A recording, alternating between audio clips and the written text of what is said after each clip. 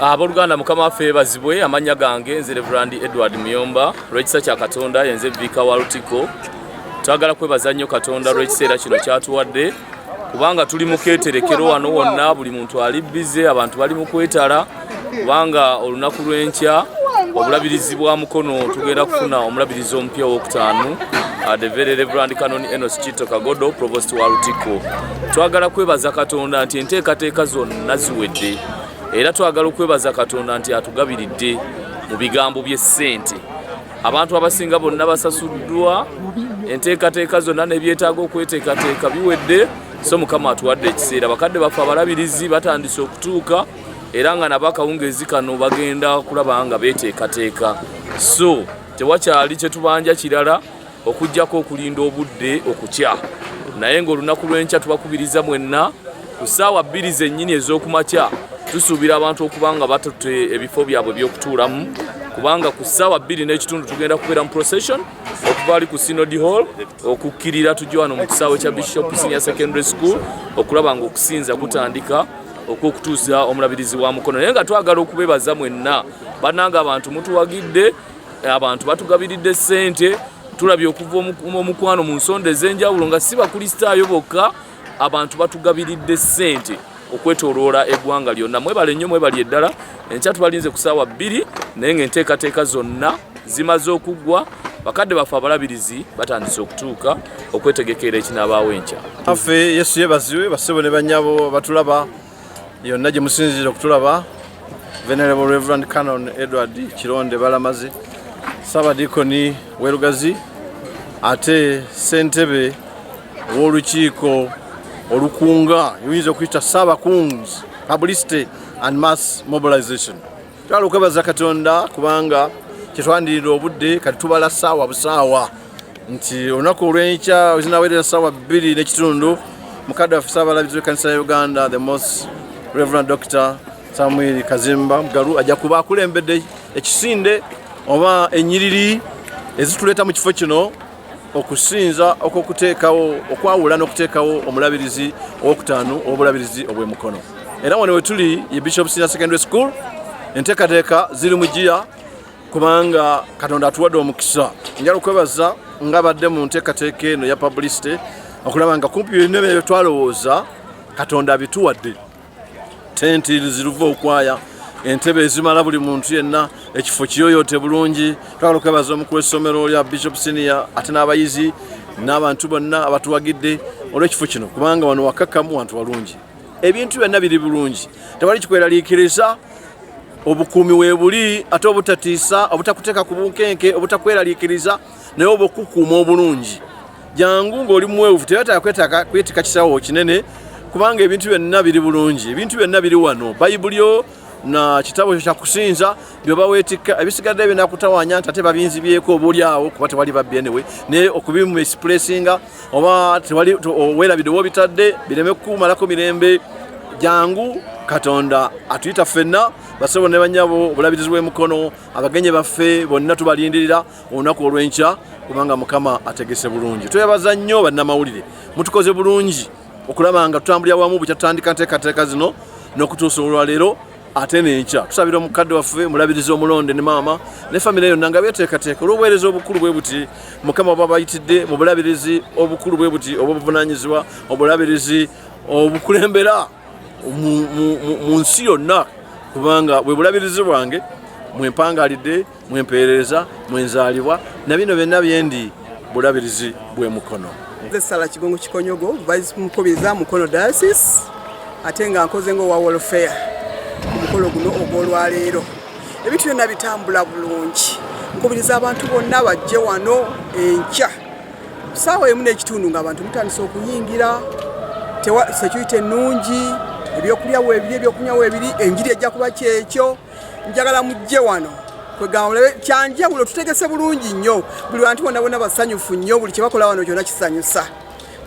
Okuyimba kwe kuli, enjiri ejja kuba nnungi, abagenyi njagala nga mujje nga mwambadde bulungi, munyambalyeko bulungi nnyo, nga temwambadde mini, nga mwambadde engoye eziweesa Katonda ekitiibwa.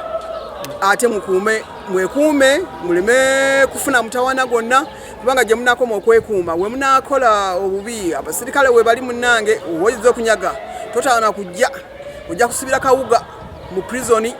Naye kati jangu ng'ozze kusaba nakulaba bishop mupya, nakulaba nga batuuza bishop mwabala ti mukye banko neffe twakalaba bishop wano bana n'abahaji bishop Nkoyoyo, nendaba bishop Senyimba, nendaba bishop Luzinda, nendaba bishop Sebagala, ate bonna nali nkola ne kati ndi ku bishop Sani Kitto. Mbagaliza omukolo omulungi, mwenna mbeebaza abatukwatiddeko, abatuwadde ssente, buli omu kyakola naye buli muntu musanyufu, buli omu alina kyakola wano. Abaana b'essomero bayonja buli wantu wonna, bakola buli kimu kyonna, n'ebyokusoma babivuddeko ne bali wano bakola basanyufu. Amannya gange Musaasizi Pawulo nga ndi mukristaayo wa St. Luke Seeta, naye ate kitegeeza nga ndi wa bulabirizi bw'e Mukono. Twagala okwebaza Katonda olw'olunaku lwa leero, obaolyawo n'ekiseera kye tuyiseemu okutuuka leero nga tuteekateeka okutuuza mukadde waffe omulabirizi ow'okutaano ow'obulabirizi buno obwa Mukono. Mukadde waffe abadde the very reverend Canon Enos Kitto Kagodo, kati nga ye bishop elect. Tumusuubira olunaku olw'enkya bwe bw'anaatuukira essaawa zino ng'amaze okufuuka omulabirizi w'obulabirizi obwa Mukono ow'okutaano. Enteekateeka nga bw'ogiraba eri mu giya nnene. Twebaza abantu ba Katonda batodde ne bawaayo omukolo guno gubadde gwa bukadde bungi nnyo nga bwe tubuulidde, bukadde 3, bukadde 5, naye twebaza Katonda nti olukiiko lwe tuvaamu omuwanika abadde atutegeeza nti ng'oggyeko ennyumba y'omulabirizi gye tukyalongoosa okumala mu maaso maybe omwezi nga gumu, naye nga ku mukolo nga bwe gufaanana tusuubira nti sente tezikyawera na bukadde 5, bulinga 5 bwe butyo omukolo nga guggwa. Ate abantu bakyayongera otuwa munnange ebya Katonda bizibu, abantu bongedde okuweereza sente ku masimu, n'olwaleero omuwanika bw'abadde atutegeeza nti tetweraliikira, tusuubira n'obwo obukyasigaddeyo ebitayinzika eri abaana b'abantu, ebyo Mukama byakola ki? Byakola.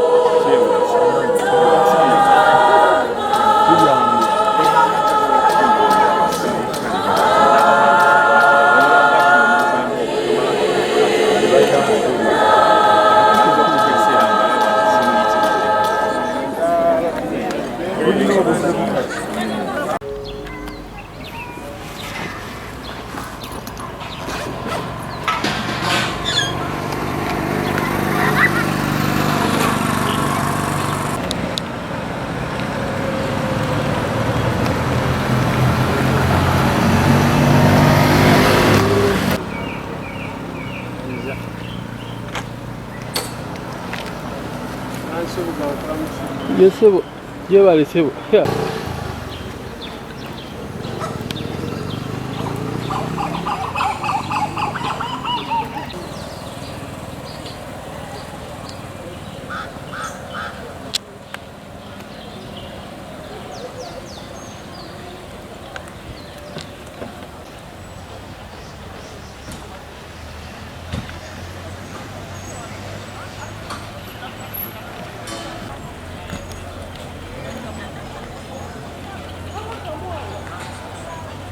Boro kiraba? Omukolo twesunga bwesungi. Oli. Atwala balayini okuva mu mmotoka eri. Eyo omwami. Boro kiraba? Omukolo twesunga bwesungi. Oli.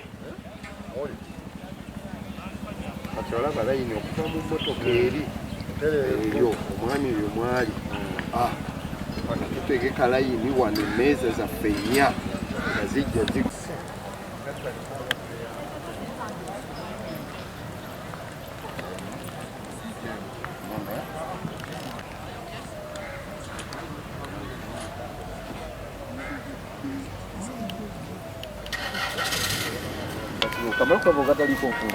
Kale mambo ese butata. Jasi ogenda kumpa ku kyenkomeredde essaawa.